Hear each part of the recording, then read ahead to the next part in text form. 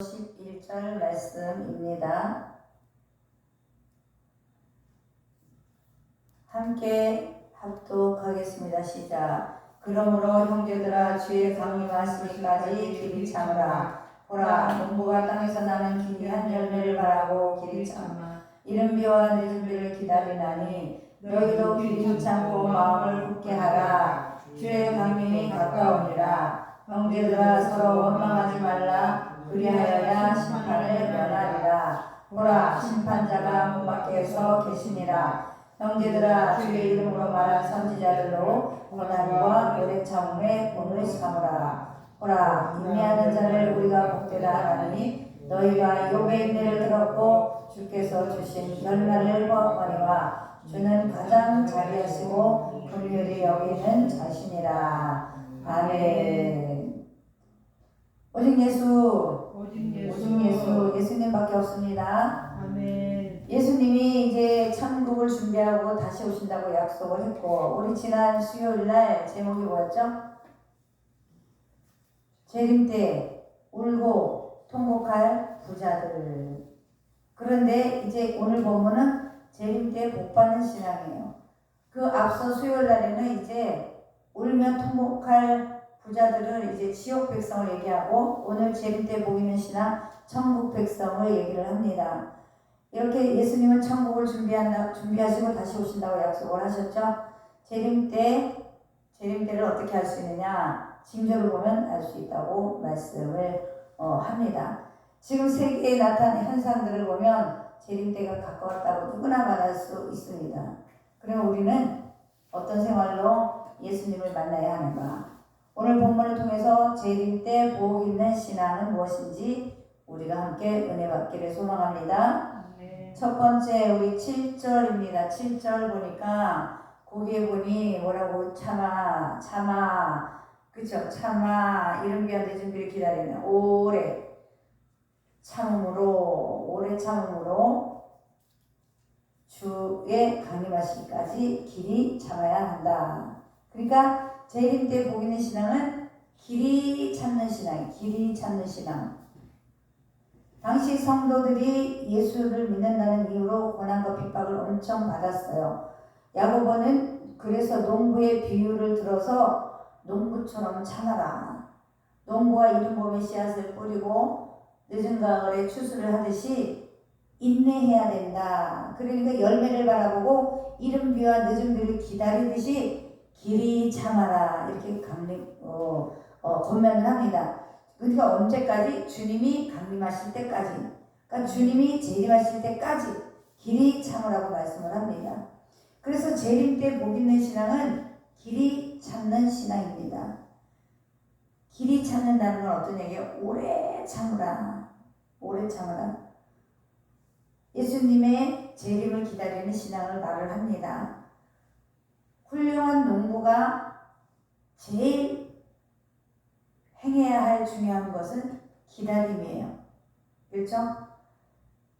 봄에 씨앗을 뿌렸는데 여름에 가서 먹을 것 없다고 타박하면, 그리고 그것을 파면 안 되겠죠.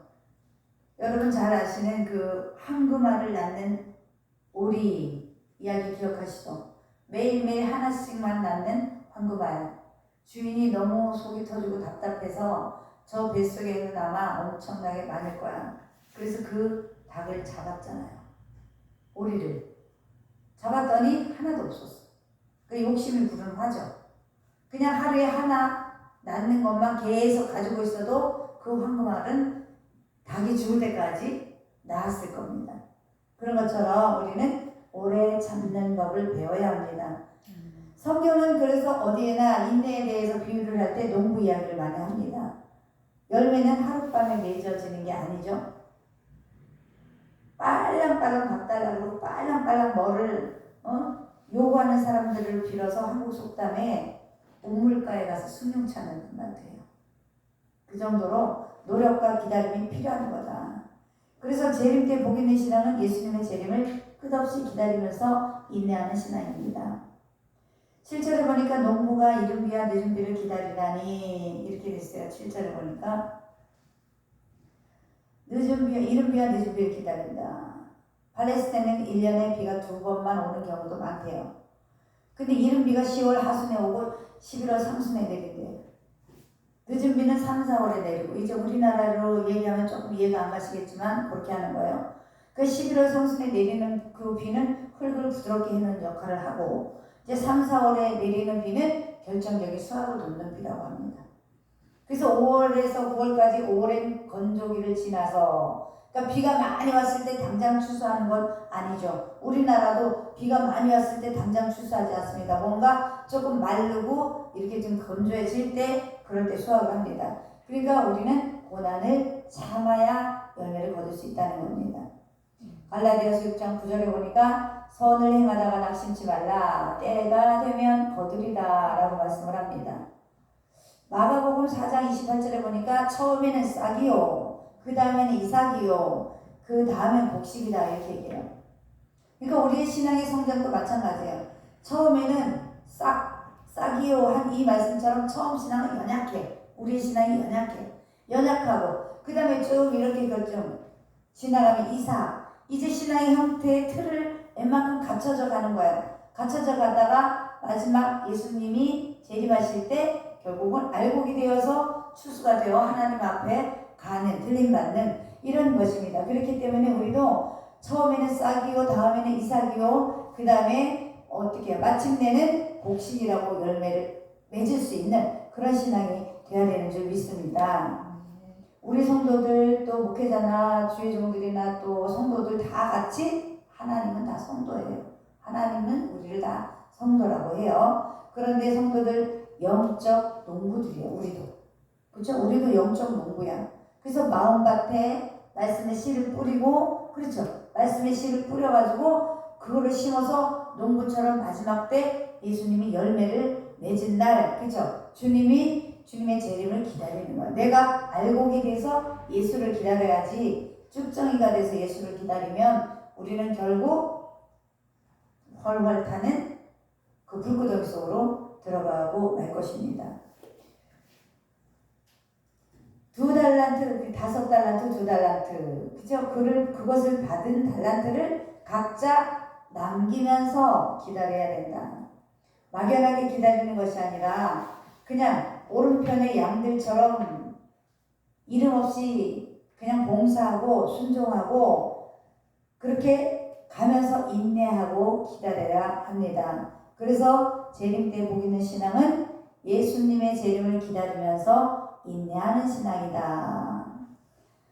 우리 찬송가 260장, 통일 찬송가 260장을 보면 거기에 씨를 뿌릴 때에 나지 아니할까, 슬퍼하며 심히 애탈지라도, 그죠? 나중 예수께서 칭찬하시려니 기쁨으로 단을 거두리로다. 그러니까 우리가 전도를 했는데 아유 저 사람이 교회를 갈까 말까 그런 걸 걱정해서 전도를 멈추거나 이러면 안 된다는 뜻도 함께 적용해 보면 좋을 것 같습니다.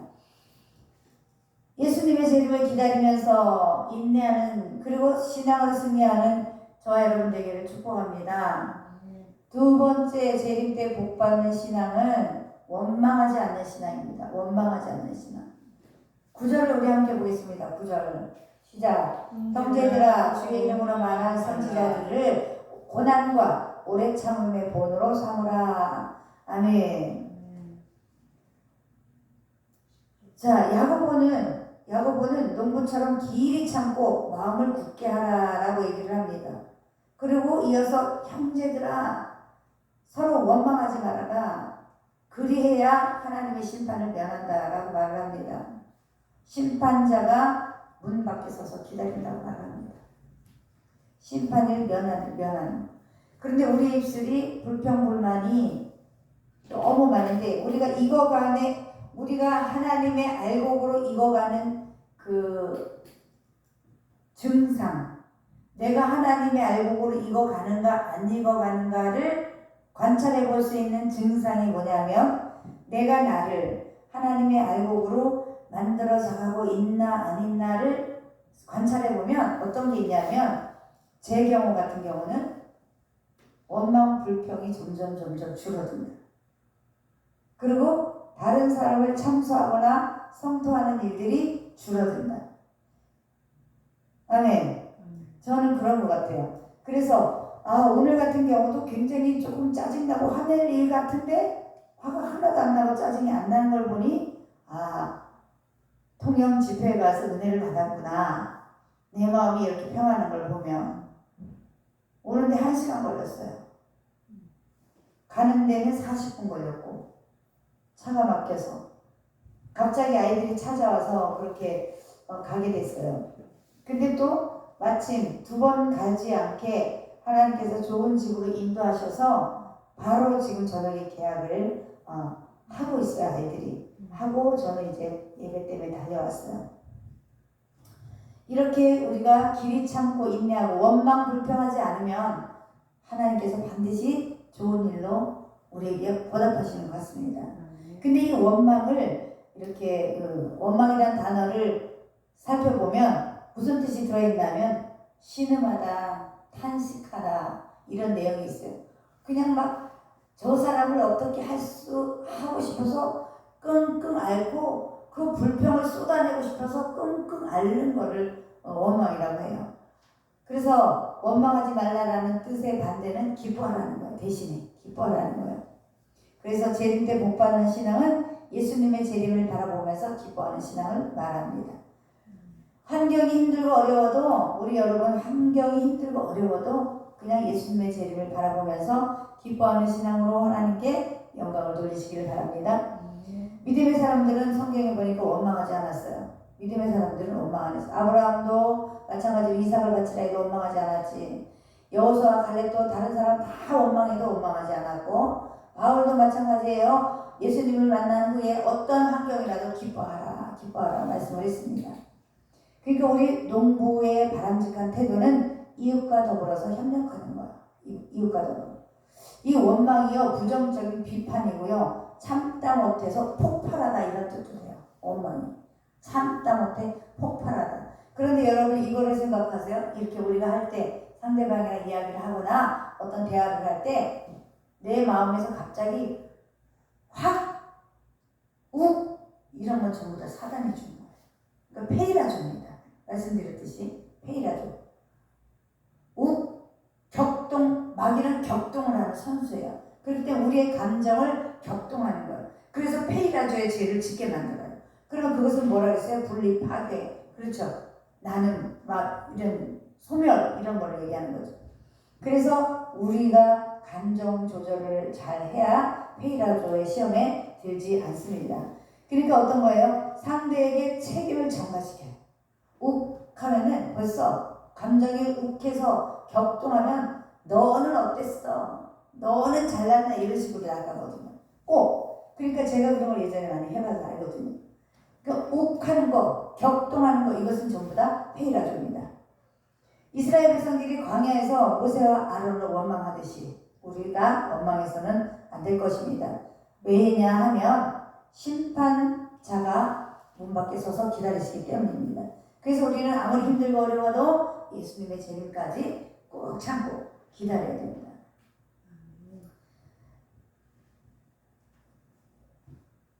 처음에 신앙생활을 할 때는 우리가 아주 막 신나서 막 그냥 열심히 하다가 어느 시점 지나면 이제 이 정도면 내가 잘 되겠지 가다가 또 신앙이 떨어져 마지막 때에는 예수님을 원망하고 탈선하는 경우가 너무나 많습니다.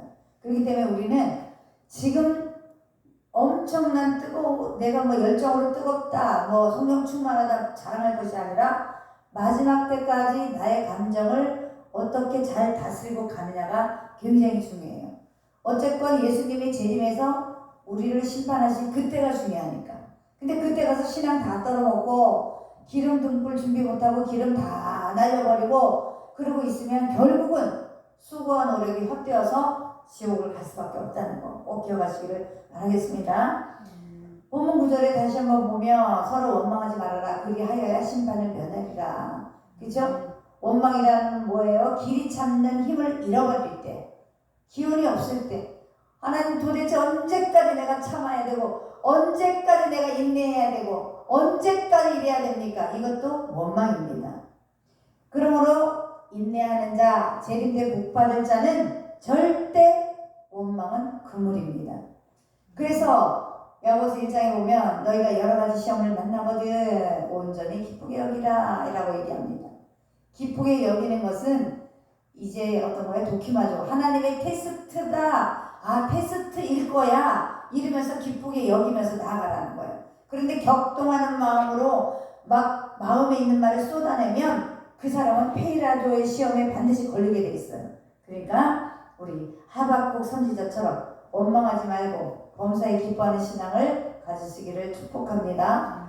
하박국 선지자는 사실 굉장한 사람이에요. 우리가 이 사람만큼 가지는 못해요. 그런데 그분 고백이 뭐예요? 큰 환난날이 닥쳐온다 해도 무화과 나무가 무성치 못해도 포도나무에 열매가 없어도 감람나무에 소출이 없어도 그렇죠. 밭에 식물이 없고 우리의 양떼가 없어도 사실 쫄딱 망해도 돼요.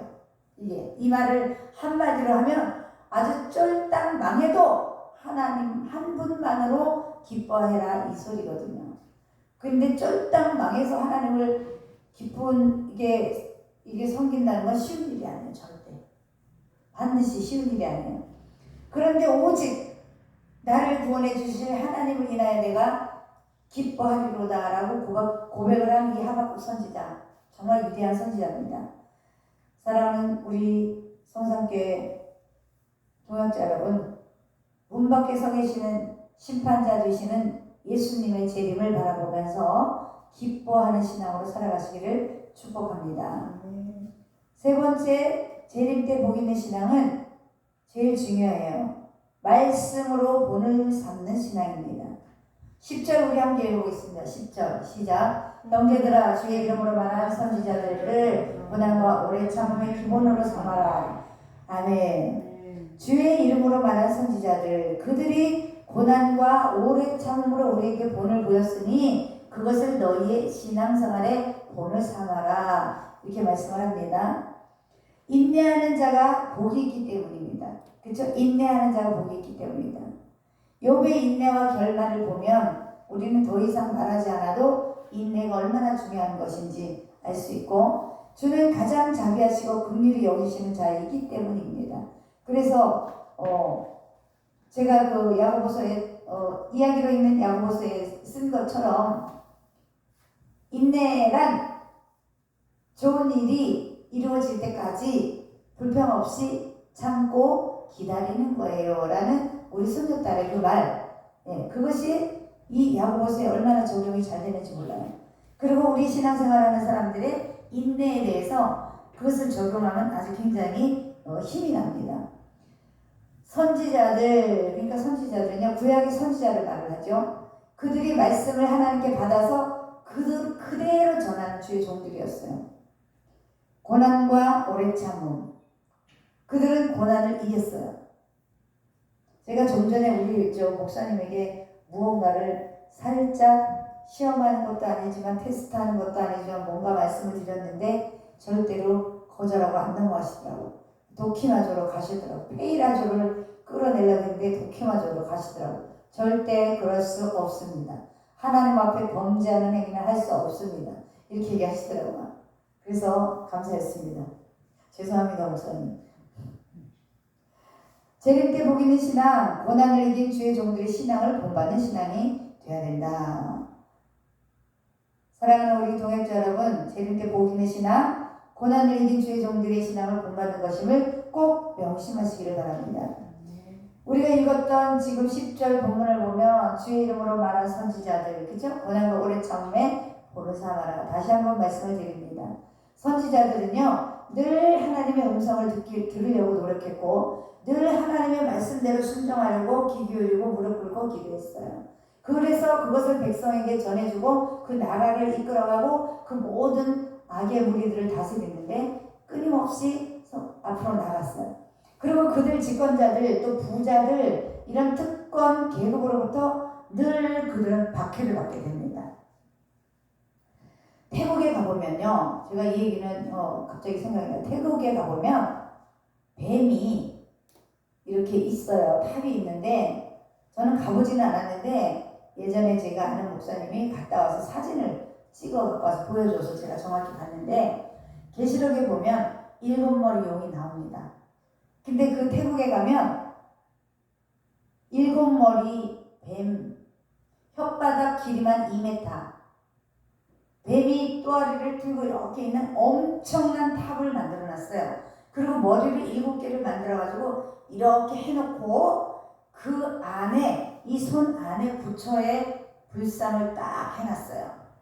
그런데 그 태국이란 나라가 자기 자신들이 왜 부강했다고 믿냐 하면 예전에 불교를 믿는 어떤 중이, 옛날에는 우리도 마찬가지로 조선왕조 때 보면 다 왕들이 누구 하나를 신전을 만들어가지고 같이 이렇게 생활하고 물어보고 막 이런 거 있었잖아요. 그래서 그쪽에도 그런 게 있었어요. 그래서 한날 그 중이 꿈을 꿨는데 왕한테 얘기한 거예요. 뱀의 형상, 7머리 형상을 해가지고 이렇게 해놓으면 이 나라가 부강한다. 이렇게 꿈을 꾼 거예요. 그럼 이 꿈이 무슨 꿈이야? 사탄의 꿈인 거죠. 그래서 그 말을 듣고 그거를 한 거예요. 이게 실제 있는 이야기고, 태국에 가면 문설주 지나가는 계단 있죠? 이 계단도 전부 다 뱀이고요. 이런 데 다 뱀이래요. 그래서 사진을 보여주시는데 끔찍하더라고요. 뱀이 이 가대 7머리인데 또아리를 뜨고 딱 이러고 있는데 요 안에 불상이 딱 있어요. 그 부처의 배운에 사탄이 있다는 거예요. 그러니까 부처를 믿어서 절대 천국 갈 수 없다는 거예요. 이게 정확한 거예요. 어떤 세력에 의해서, 그러니까 하나님의 영 아니면 사탄이거든요. 그렇게 사탄들도 계시를 받아서 그렇게 하는 거예요. 그러니까 우리가 계시 받았다는 걸 너무 믿으면 안 돼요. 말씀만 믿고 말씀으로 이미 계시는 말씀으로 우리가 충분히 받았습니다. 그렇기 때문에 우리는 잘 말씀으로 깨어 있어서 기도해야 됩니다. 말세에 재림때 복 있는 신앙이 되려면 말씀을 정말 잘 따르고 순종하고 그렇게 하나님의 음성을 들으려고 노력하고 말씀 속에서 하나님의 음성을 듣고 말씀 속에서 길을 찾는 그런 습관을 들여야 합니다. 그래서 정말 힘들면 현재 우리에게 고난이 올 때, 아니면 우리가 지금 고난을 겪고 있을 때든지, 그러면 성경에 있는 선지자들의 고난이 정말 위로가 되기를 바랍니다. 재림때 복 있는 신앙, 고난을 이긴 주의 종들의 신앙을 본받는 신앙생활입니다. 아멘. 자, 적용해 보겠습니다. 재림때 복 있는 신앙. 마태복음 5장 10절 12절에 보니까 의를 위하여 핍박받는 자는 복이 있나니 천국이 저희 것입니다. 그렇죠? 나를 인하여, 그러니까 예수님을 믿음으로 인해서 너희를 욕하고 핍박하고 거짓으로 너희를 거스려서 악한 말을 막 하는 사람이 있을 때에는 너는 복이 있다. 내 대신에 핍박을 받았습니다. 그러니까 기뻐하고 즐거워라. 하늘에서 너희 상이 큼이니라. 너희가 전에 있던 선지자들을, 그러니까 옛날에 있는 선지자들을 옛날에 있는 사람들이 이렇게 핍박했다라고 예수님이 말씀을 합니다. 그러니까 우리는 인내해야 된다는 거예요. 히브리서 11장에 보면 믿음의 사람들에 대해서 기록이 되어 있습니다. 주를 위한 핍박과 고난을 많이 받았어요. 사자들의 입을 막고, 하나님은 그 핍박받는 자들을 위해서 사자의 입을 막아주고 불의 세력을 멸해 주시고 칼날을 피하게 하시고, 그렇죠? 그런데 또한 그 나쁜 이들, 그 예수님만 복음만 붙들고 들어가려고 지키다가 결국은 악한 자들에게 악형으로 죽임을 당하기도 하고, 희롱과 채찍을 받고 결박과 옥에도 갇히고, 돌로 치는 것은 물론이요 톱으로도 켜서 죽이고, 그래서 이 선지자들이 숨어 도망다니면서 복음을 전했는데 때로는 어때요? 양과 염소 가죽으로 옷을 입고 이리저리 돌아다니면서 끝까지 복음을 지킴으로 말미암아 저와 여러분들이 이 시간에 이렇게 평안한 자리에서 예수를 믿게 되는 거예요. 그러니까 우리는 절대 선조들의 그 고난과 그 오래 참음의 본을 결코 무시하거나 잊어버리거나 그러면 안 된다는 거예요. 그래서 우리도 고난을 이긴 주의 종들의 신앙을 본받는 신앙이 꼭 필요하다라고 말씀을 드리겠습니다. 사랑하는 우리 성도 여러분, 동역자 여러분, 우리 오늘 이후부터 고난을 이긴 주의 종들의 신앙을 본받아서 재림 때 복 있는 성도들 되시기를 예수님의 이름으로 축원합니다. 아멘. 우리 찬송가